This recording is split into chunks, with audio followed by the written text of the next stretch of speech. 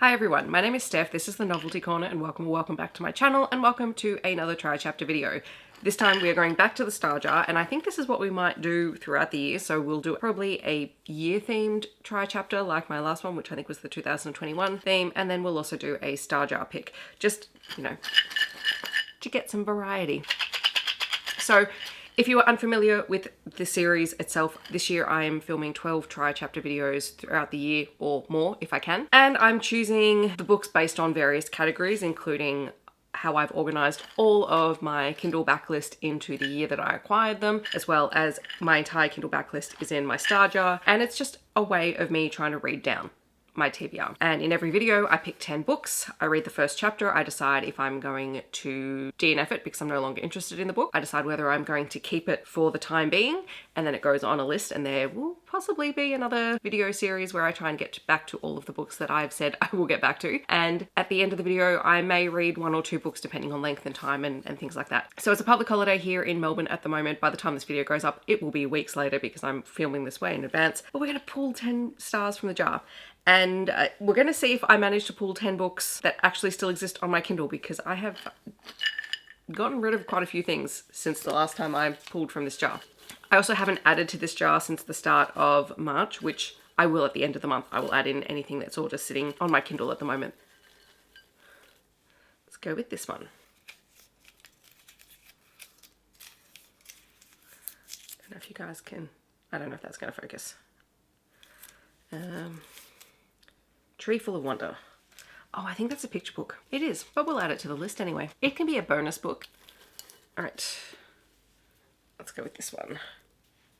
And again, if you are new here, the colors have absolutely no significance. It was just whichever origami paper I happened to have lying around when I was updating.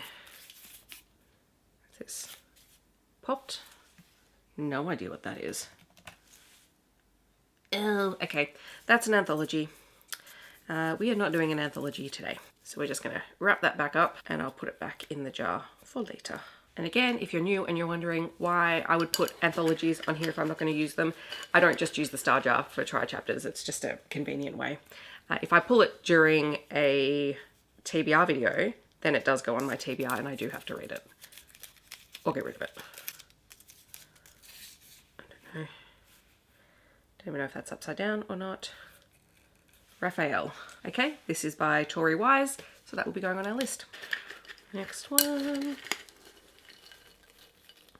go with this blue one. Oh my gosh. Why can I never find the end of these? The stars are very aesthetic, but you know, when it comes down to it, not very practical. What's that? Broken Laces. That is Elise Faber. Yep, okay, Broken Laces. Hockey. And if you're wondering why I'm looking down there, I have my computer open with my Kindle just so I can check who's who and what's going on. Oh, the pencil is so much easier. Okay. Don't know why I'm bothering to do this. It's not like it's going to focus. City of Souls. Okay, this is Mel Hardingshaw. Right. Next one is a green one. What is that? In the Wreckage. Okay, this is Hailey Turner. All right, oh, another blue.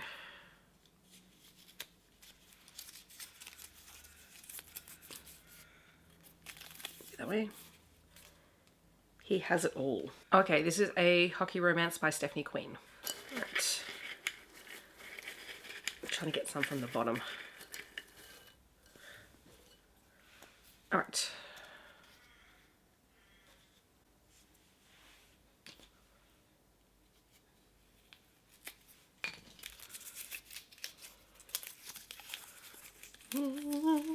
What is it?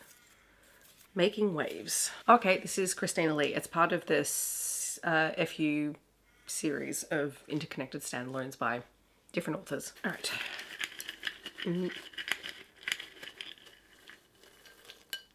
This one.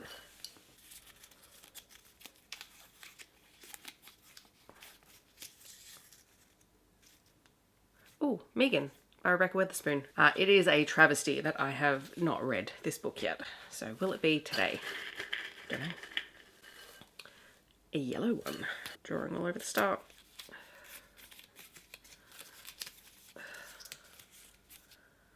What does that say? The Playmaker by Mignon, Mykel. Two more. This one.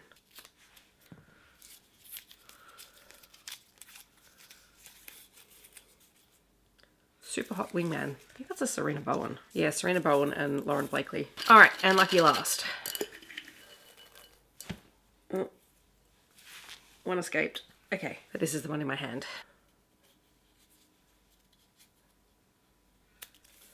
Goaltender Interference by Baran. All right, so get ready. We are going to try 10 chapters and then also have a picture book at the end. I won't read the picture book first. I will read that at the end.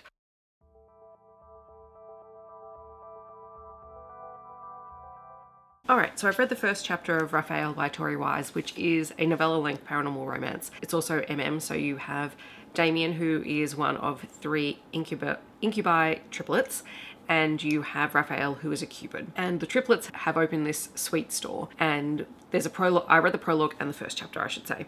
And in the prologue, we meet the triplets, and they've come to Earth, they've gotten their inheritance, and they've decided to come to Earth and open this sweet store and just kind of live life to the fullest, and they're all really close. The first chapter is the introduction from Raphael's perspective, and he is just a cupid who loves love and, you know, happens to be walking past the store and goes in and just sees Damien acting very endearingly like a fool in the store. And they're both taken with each other, but Raphael just goes, oh, well, you know, must be just his personality. He's like this because it's good for customers and whatever, for people to feel like they're appreciated and wanted in the store and whatnot. Like, the writing itself isn't the best, but like, it's kind of charming in its own little way. So it's not a DNF at the moment. The next one I'm going to read the first chapter of is Broken Laces.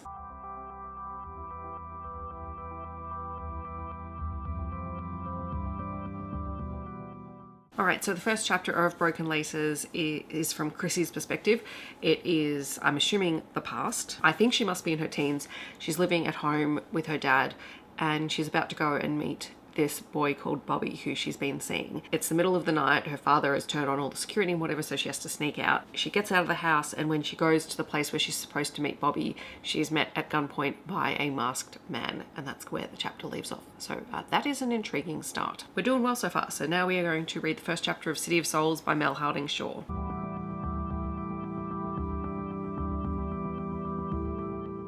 Alright, so City of Souls starts out in Hel's perspective, and she is a courier for a group of magical beings called elementals, and she has something that's unique about her. We don't find out about it in the first chapter, but she's not human and she's not an elemental, and to most people that's an inconceivable kind of thing, so most people don't know what she is. She is on a job. She ends up being attacked by a griffin, and then when she comes back, but she doesn't tell anyone about that when she comes back. She also runs into the guy in charge, I think, of the couriers, Bastion, and then at the end of the chapter she's sneaking out to go to a club because we found out she is indentured to this group of elementals for some reason. There is an awful lot of world building in the first chapter, and so it kind of made it hard for me to concentrate. Like, I like to know what's going on, but also if it's a lot at the start, my brain just I just start tuning out. It's not quite a DNF for me at this stage. It is a book that is tentatively on my Love in the Night TBR, so I might hold on to it for now, but it's definitely not what I'm going to read today. So that means we're up to In the Wreckage by Hailey Turner.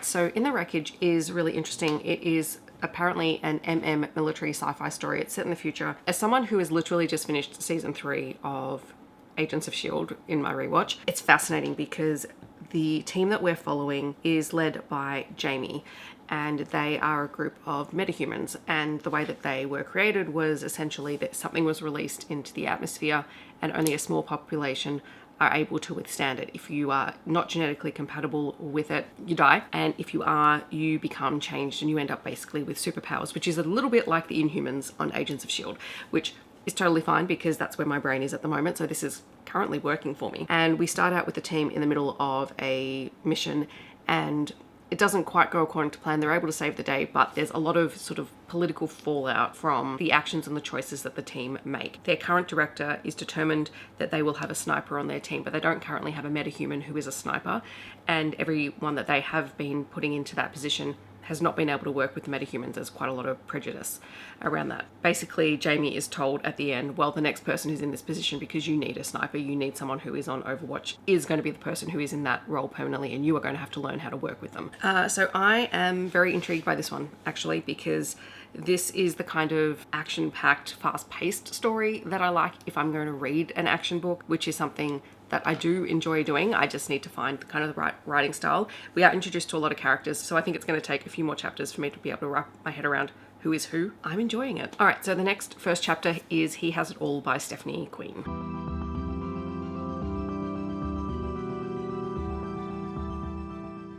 All right, so He Has It All is going to be a no from me, mostly because the prologue is 6% of the book. Why is a prologue that long? That's my first beef, because prologues should not be a really long first chapter of the book. I didn't even bother reading chapter 1 because the prologue is really long. And also there are a couple of things that happen in the prologue that I'm just not a fan of. So this seems to be a best friends brother kind of hockey romance. You have Ryan, who is at the end of his college hockey career. He has just been drafted by the NHL, and he is letting it all go to his head. And everyone's throwing a party for him because he's just been drafted.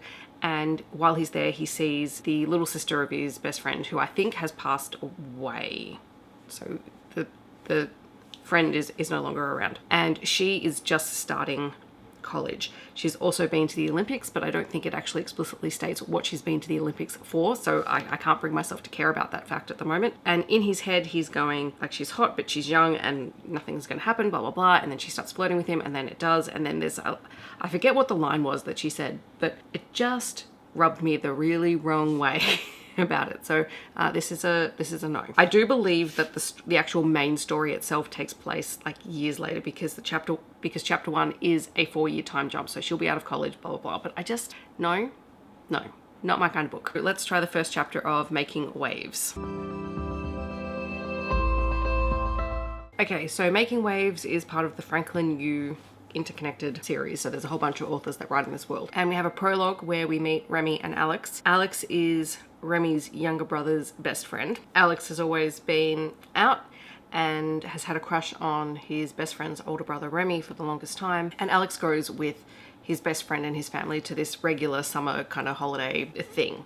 And it's there on the eve of Remy going to college that Remy admits that he knows that Alex has a crush on him and that the feeling is mutual, and that Remy has discovered that he's bisexual. And then we jump forward a couple of years later, so Remy, I think, is in his 3rd year of college. Alex and his best friend have just started at the same college, and I think they're both on the swim team. Remy and his brother are estranged because Remy revealed to their mother that his dad was cheating on his mum, and that, you know, he couldn't stand by without her knowing that. And so that's caused a rift between the two brothers. And Remy hasn't really had any time to talk to Alex since that one night a few years ago. I'm not convinced. This might go on the list of things that maybe I will come back to at another time. There are things that I like about the writing. Like I find it really interesting. Remy is a fine arts major, and I think he also works in a tattoo shop. And there's some really interesting things around there around studying art and things like that.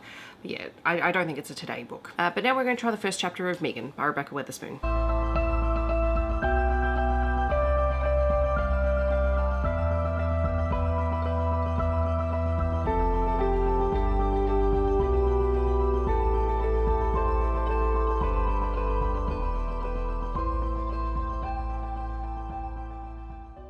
Alright, so Meegan is set in Rebekah Weatherspoon's Loose Ends series, which is kind of loosely tied to many other things. And the first chapter we are in the perspective of Olin, who is a tech millionaire who is also autistic. And he is at this fundraiser with Zenny. They're friends and they go to lots of fundraisers together and they just kind of get each other. And Zenny is one of his best friends. And while he's at this fundraiser, he's pestered by somebody else about the fact that he doesn't have a partner. And this woman just comes out and says, you know, are you gay? Because you turned down Cindy. And he's just like, well, no, I just don't like Cindy. Bless him for just being honest. You know, Zenny and Olin are just, you know, so in sync that she knows that as soon as the speeches are done, she needs to start making excuses for them to leave because he is overstimulated and hungry and she just wants to get out of there. And so they leave and they're talking in the car, and his point is he doesn't want to do the dating thing. He just doesn't, because if you like someone, just marry them and have it be done with, because the dating scene, not for him. And they end up talking about, you know, him maybe finding someone just to, you know, be on his arm so people stop asking him, blah, blah, blah. The only person Zenny can think of that she trusts that would also be trustworthy for him is Meegan. Now, I haven't got to Meegan's chapters yet, but I am intrigued because I've been meaning to read this book for a long time. So like this is a no-brainer. This one is staying regardless of whether or not I read it today. The next first chapter we're going to read is The Playmaker, and I will update you when I've read that.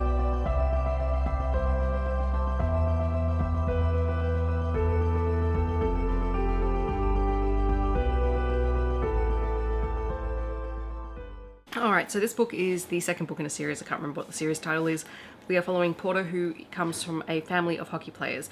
His dad was a hockey player, his brothers all play professionally, and he has just been drafted into the NHL.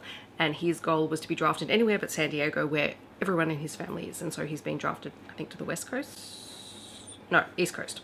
Other side of the country. Occasionally I can remember my US geography. Anyway, he is about to leave.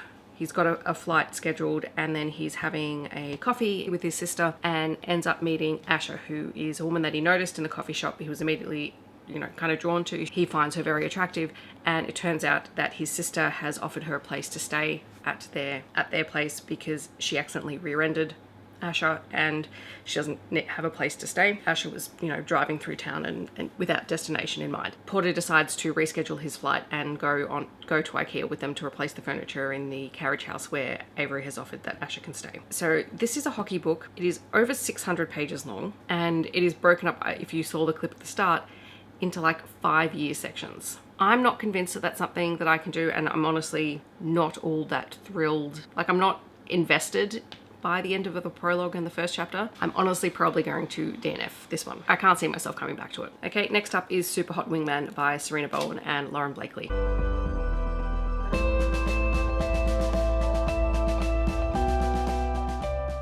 Alright, so Super Hot Wingman is a novella length story. It's only about 50 pages, so that does automatically up it in the potential of I might read it today, because it just means something gets cleared. It is an prequel novella. I can't remember what series it's for. I will probably find out if I keep reading it. And the first perspective is Mark, and he's talking to his sister who has just met this new guy. She spent 4 days with him. He's head over heels, and he is very skeptical about this. And she basically tells him that, no, we're having a games night next weekend and you are coming because you don't have your daughter. Mark is recently separated and has a daughter called Rosie. And his sister's like, no, you're coming. We're going to play games. It's going to be me, it's going to be Flip, her new partner, and Flip's best friend. And obviously I think it's going to be the two best friends. The first chapter was very readable, and it was nice to read something that did not have a prologue. Why does every romance seem to have a prologue at the moment? All right, last first chapter is Goaltender Interference by Baran.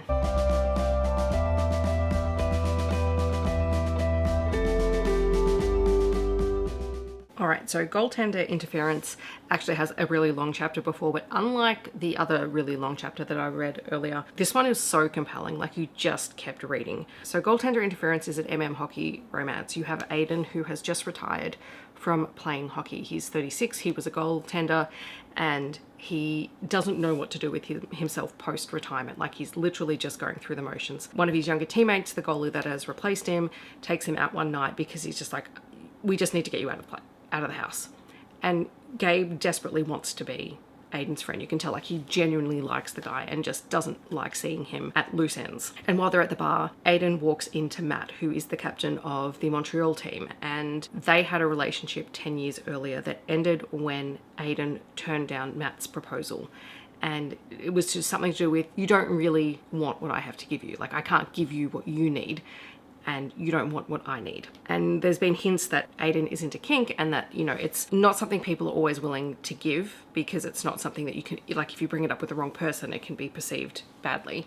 And there is the content warning at the start that there is kink that isn't negotiated properly, which I think will come later, but obviously it's a big part of kind of this story. Aiden leaves the bar. Matt turns up at his doorstep, and this is a horrible idea because Matt has never really been able to get over Aiden, and he kind of spiraled after the relationship ended. He ended up married to a woman, and I think had some kind of substance abuse issue because he ended up in rehab. And the first chapter is literally Matt turning up on Aiden's doorstep multiple times, and they have sex both times, and then both times Matt leaves. The first time Matt leaves, the second time Aiden tells him to leave.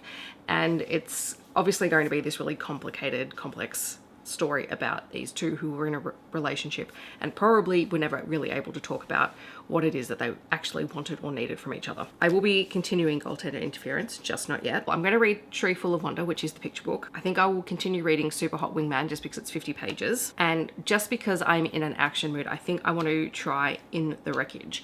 Now, if I find that it's not working, I will switch to Meegan. I think that's going to be my plan for the rest of this vlog. All right, I would like everyone to know that I'm channeling my inner Brie from Locked Beautician because I watched her vlog yesterday where she was making all sorts of delicious sandwiches and iced tea, and I couldn't help myself. So she'd made a blackberry simple syrup, which I had to try today, which I have done. And then I've also got a sparkling hibiscus and rose soda in this at the moment. I do actually have tea that is currently cooling, but this was in the fridge. So this is delicious. Of course, now I also have just like tons and tons of blackberry syrup. So this week is going to be a delicious drinking week. So I did finish Super Hot Wingman by Sarina, Bowen and Lauren Blakely. So it is the prequel to The Best Men, which is an contemporary romance between Mark and his sister's fiance's best friend. In this prequel, we meet both Mark and Asher, and Mark is just so skeptical about his sister falling for Flip. Then he finds out that she's pregnant and that they're getting married, and there's one night he's out having a drink and he just gets so drunk, and then he decides to message his sister, but he messages all of them. And we don't know what's in the text message. That's part of the full-length book. But it's kind of just like a comedy of errors. Some other information, Flip, so his sister, Mark's sister's fiance, is just kind of old money wealthy. Asher is a former professional soccer player who met Flip while they were at boarding school in Switzerland. I think I might need to add The Best Men to my future reading list. I'm kind of intrigued about what happens next. All right, so I finished Raphael, which is just a cute and steamy little paranormal romance between Raphael, who is an angel and a cupid, and Damien, who is an incubus, and one of 3 incubus siblings running their little candy shop. Yeah, it was just kind of adorably sweet because both Damien and Raphael have never been in love. Damien doesn't know that he's cut out for love. Raphael makes matches for other people and is kind of unique as a cupid because he doesn't always try for love matches. He works in an animal shelter, so he considers matching humans to their animal companions a match and matching friends to each other a match. And we find out that his supervisor doesn't consider that. In fact, his supervisor is rather dodgy. That's the external conflict in this particular story. There is no third act breakup. They do really cute things together as they get to know each other, including a paint party and just kind of becoming enmeshed in one another's lives. It's only 119 pages long. It's not, it's not groundbreaking, but it was a delightfully adorable time. I also read Tree Full of Life by Anna Smithers, which was the picture book that I pulled at the start. And this one is all about the connection that people have to trees and why trees are important in our life and what we should be doing to take care of them. It's just kind of got that lovely little message through it, and it's very beautifully illustrated, so that was a delight. It is lunchtime, so I need to go make myself some food, and then I will start reading In the Wreckage. And just because I already talked about Brie earlier, I'm also going to show you the other homage to her vlog yesterday where she was making sandwiches. I made myself a fancy sandwich. I never do this, but I felt like it. So thank you, Brie. You are an inspiration. If you're not following Brie, I will leave her link down below. Go follow her. She's amazing. I finished In the Wreckage, which is the first book in the Metahuman Files. And this is, I think I said earlier, an military sci-fi series where you have a team of former military members who have all been given or granted superpowers by virtue of being exposed to a toxic gas called splice, which either kills humans or, in a very small percentage of people, transforms your DNA and gives you powers. That is 100% the plot line of the Inhumans in the MCU, which honestly I'm not sad about because it kind of made for a fun thing. Because I do like reading superhero, superpowered kind of stories. I don't always find ones that I quite like. I liked the writing style in this. There are a couple of things that I'm very wary about. One, the military aspect is always sus. And two, Jamie, our main character, who is the commanding officer for Alpha Team, or whatever they're called. He is the son of a Republican senator who is planning on running for president. So that is questionable. Jamie himself does not seem to be very much involved in on the political side at all. And in fact, basically tells his father he is not going to be involved in his presidency run at all. And that his father's not going to be able to pull him out and show him off and whatever, which is a sore sticking point, and I think will continue in future books because this series does follow other couples, but I think mostly will follow this main couple from this book. On the other side, Jamie's family also comes from very old money, so they are the quintessential billionaire again. Not great. Jamie tends to use his money for good and tends to splash it around and help his friends out and things like that, so credit in that sense. So those are my two little gripes about the story. The rest of the story is very fast paced. It is very much action, action, action, action. Mission, mission, mission. I think in the first chapter I said Jamie and his team have never been able to manage to keep a sniper on their team. In this case, they meet Kyle, who works for another Black Ops team, and Kyle and his brother Alexei are assigned to their team temporarily until it's revealed that both Kyle and Alexei are also metahumans, in which case they are forcibly transferred to the metahuman defense group because that's just how it works. And Kyle and Alexei had been hiding their status for I think about 3 years. So they're annoyed that they've had to be permanently moved to a new group. And while initially Jamie is very reluctant to resume the relationship with Kyle. Oh, I actually don't think I talked about how Jamie and Kyle met, because I don't think that was in the first chapter. So they both met at a bar after the first chapter. Jamie has had dinner with his dad and it does not go well. And he ends up at this bar and this guy picks him up and they end up having a one-night stand, thinking that they're never going to see each other again. And then the next day, or a couple of days later, Kyle walks into one of the briefings for the team and they're both like, well, crap. And so initially Jamie is very reluctant to get into a relationship because he's the commanding officer, Kyle is a subordinate, etc. All of that sort of stuff. And in the end, they basically go, well, the team has said that they will support us, and really there's not much they can do because this organization wants metahumans on board and these guys are some of the best of the best, so they'll probably just have to deal with it. God, I love romance books. We can deal with anything. Anyway, a big part of this story is that there are some research groups doing research into Splice, the drug, and that people think they have a potential vaccine for humans. Then there is another force that come in to try and steal that, and it's up to the metahumans to stop that from happening. I did go and read some reviews of this on Goodreads, and there are quite a few people who I follow or just know tangentially through other books who said, you know, this book is great, but it's very much mission, sex, mission, sex, mission, sex. And that's what it is. So if you're looking for a very, very steamy book, this will do it for you. It really will. I think there were times when it probably wasn't necessary, but at the end of the day, like, I don't really care. I just want a story that's going to keep me entertained and occupied, and that this book certainly did it, and now I want to read the rest of the series. I do not have room or time at the moment to read the rest of the series, but I really do want to read it. That's pretty good. You know, I read 4 books, so that's 4 books that have been read. And how many did we say I was going to DNF? 1, 2, hang on. Let's work this out. Okay, 6, 7. So of the 11 books that ended up on this list this time, I have either read or DNF'd 7 of them. Broken Laces and Goaltender Interference I am going to hold on to when I start getting back more into hockey books. City of Souls, I think I might be able to include in my Love in the Night readathon TBR. Meegan, I will probably try and read before the end of this month. Yeah, and that's it. Broken Laces, Meegan, and Goaltender Interference. My notes are a mess. Normally I'm a lot better at this. In the comments, I'd love to know if you've read any of these books, if you're planning on picking any of them up. Otherwise, feel free to leave your current favorite emoji down below to let me know that you're here. I hope that wherever you're in the world, you're staying safe and healthy, and I will see you in my next video. Thanks so much for watching. Bye everyone.